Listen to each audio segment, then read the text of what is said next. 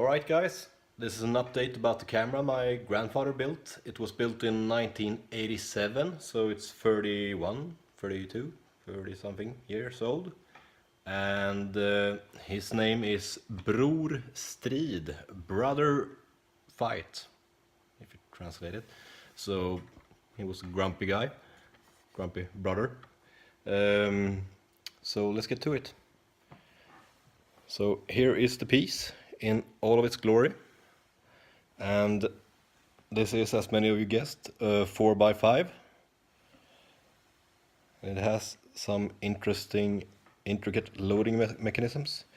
The only real issue I find with this is this tiny little latch that's supposed to lock it in place, but it only properly works when it's charged with a cartridge.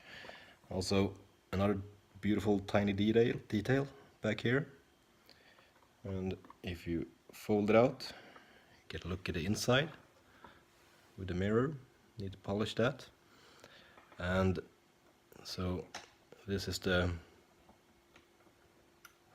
viewfinder, and it even has that little snap built into it, even the tiny little grooves in there. It's really beautiful. Sorry about it, I'm a bit shaky on my hands because I just been to the gym. This also has this little snap. My Christmas decorations are all still up, so you'll have to excuse that. So, as we guessed, this is the focus, and it shifts the entire house back and forth. My right hand is a bit less shaky, but my left is also very weak, so we'll see how this works. You can notice that the viewfinder, what you call it, moves up and down in order to compensate, using this little, what do you call it? I have no idea. This little hill right here. And if you look from the top, you'll notice that it has meter markings for, well, meters, to know how far you need to turn it to get the proper focus. As you can see, it's just beautiful. And this is where the rail, or what do you call it, comes out that the whole camera moves on. So it's 150 millimeters, 1.5. So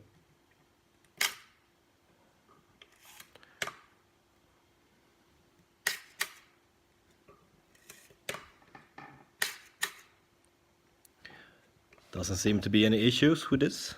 It's setting the focal length, no wait, aperture, sorry. And yeah, that's pretty much it for the main camera. This is my steak and macaroni and ketchup, what you eat as a single guy after a divorce. So this is the homemade cartridge, what do you call it? So it has 2 slots for loading in film, and you stick it in here. I just have to make sure that I understand this correctly. Just move that piece out, and we'll try and gently stick it in there.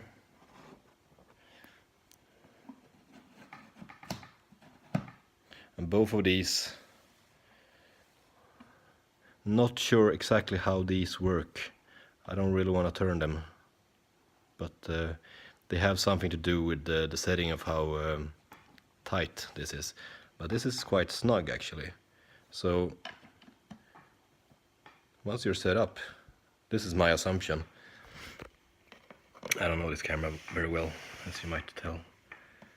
You pull this out, and in the old days I guess you had to do this time it correctly, you push it back in. But my understanding is that the shutter is, I'm not sure actually. Maybe you guys can tell me if that if you still need to have a manual hand timer on this in order to get it to work. I'm not sure.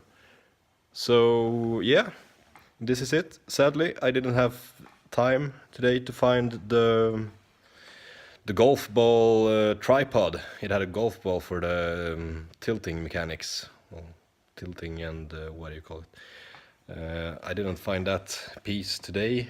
I went looking for it, but also I didn't find the time to get any film or get to the shop. So I guess I might have to do a second update as well.